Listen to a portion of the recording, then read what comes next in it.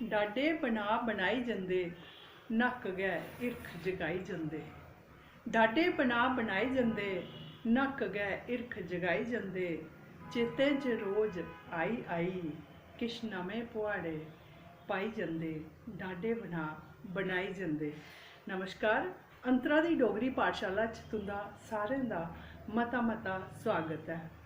दोस्तों, जियां कि लोक गाथां जेह्ड़ियां न अपने गोदा विच केई क्हानियां लेइयै चलदियां न, हर रस दी क्हानी होंदी, इ'यां गै लोक गीत जेह्ड़े न ओह् भी अपनी गोदा च केई रसें भरोचे दे गीत लेइयै चलदे न।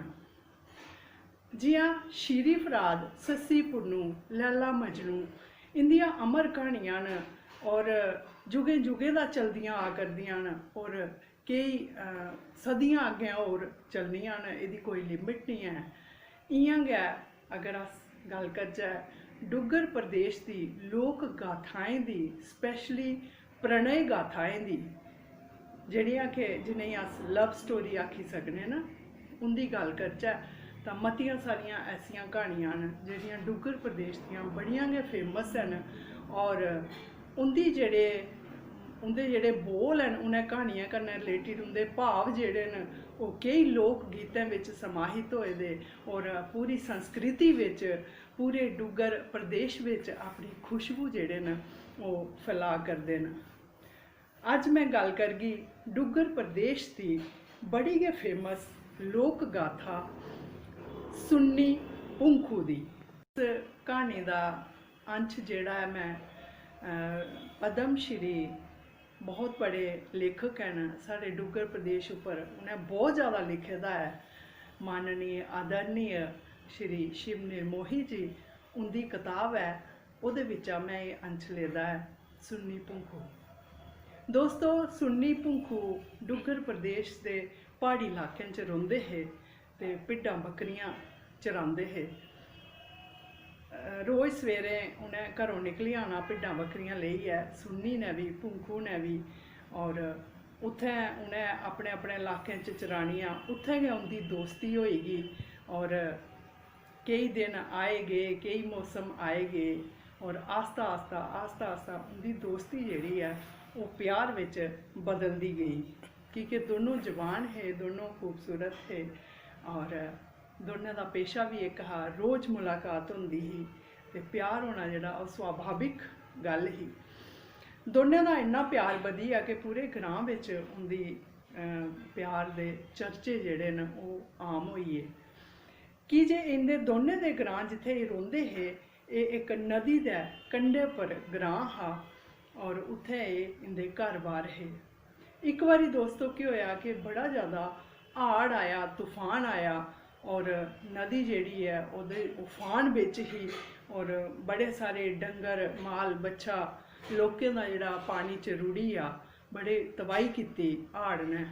ते इ'यां गै एक बंदा उत्थूं निकला दा हा, उन्हें मजाकै सुन्नी की पुंखू मेल हा, सुन्नी कुड़ी ही, ते उन्हें पुंखू गी आख्या कि पुंखू तेरी सुन्नी रुढ़ी गी, हाड़ आया तेरी सुन्नी रुढ़ी गी। और पुंखू ने आप दिक्खेआ नी ताब, उन्हें दौड़ लाई ते जाइए नदी आह्ली साइड उत्थे लग्या उसी बाजां मारना, सुन्नी सुन्नी, कोई आवाज़ नहीं आई, कोई नहीं बोलिया और पानी इ'यां हाड़ इ'यां त्रुट्टियै बगा दा हा। तां उसने सोचा कि मेरी सुन्नी जेह्ड़ी है ओह् रुढ़ी गेई। उन्हें भी आप दिक्खेआ नी ताब ते छलांग मारी ओड़ी। उद्धरा जेल्लै सुन्नी गी पता चलेआ कि इ'यां पुंखू जेह्ड़ा ओह् नदी च छाल मारी आ, ओह् भी दौड़दी आई, तां उन्हें दिक्खेआ कि ओह् इ'यां लैह्रें बिच इ'यां गोते खा दा हा पुंखू। उसने भी अग्गे पिच्छे किश नहीं दिक्खेआ ते उसने भी छाल मारी ओड़ी और दोनों उस नदी दी लैह्रें बिच समाइए और दोनों उत्थों दा खत्म होइए और शायद वो जेह्ड़े न एक मिलन होई गेआ उंदा मौत दे बाद। दोस्तों, इंदी लव स्टोरी जेह्ड़ी है ओह् बड़े गै करुणामयी भाव लेइयै हर कुसै दे मूहें दा निकलदी है। लोग इंदे लोक गीत जेह्ड़े न ओह् गांदे न और इन्हें याद करदे न, इंदी जेह्ड़ी करुणामयी दास्तान है उसी गाइयै सनांदे न। और एक होर विशेषता तुसें सनां इस लव स्टोरी दी कि एह् इन्नी ज़्यादा फेमस है भद्रवाह च, पाडर च, बसोली, हिमाचल, चंबा, बरमोर ते मंडी, इन्हें सारे इलाकें च इक्कै जेहा प्यार, इक्कै जेहा सम्मान इंदी लव स्टोरी गी मिलदा है। और इंदे जेह्ड़े लोक गीत न उंदे किश शब्द तुहाड़े अग्गें मैं रक्खने जा करनी आं। कठी तेरे घर वो गद्दिया, कठी जो चलू राओ, कठी तेरे घर वो गद्दिया, कठी जो चलू राओ, पटी टिकरी घर वो गद्दनी, खर्चा जो चलू राओ, टूटी मेरे छिकनूरी डोर, टूटी मेरे छिकनूरी डोर, बैरिया संभाले हो, छिकनूरी डोर नी टूटी, टूटी दिले दी प्रीतां हो। कोड़ियां वो सजना तै, कोड़िया वो सजना तै, हिक वो जले लाइयो, कोड़िया वो सजना तै, हिक वो जाले लाइयो, हाउ वो किना बुझा तेरे हिक डूरे रोगा हो, बैरिया वो सजना तै, बड़े वो दुख जालियो, बैरिया वो सजना तै, बड़े वो दुख जालियो, कोड़िया वो सजना तू, भाले वो मिंजो भाले हो। ये शायद प्हाड़ी बोली है, प्हाड़ी बोली विच ये लोक गीत है। और अज भी उत्थे जेह्ड़े चरवाए न, जेह्ड़े भिड्डां बकरियां चरांदे न, ओह् इस लोक गीत गी गांदे न। ये गीत अज भी उत्थे अमर है।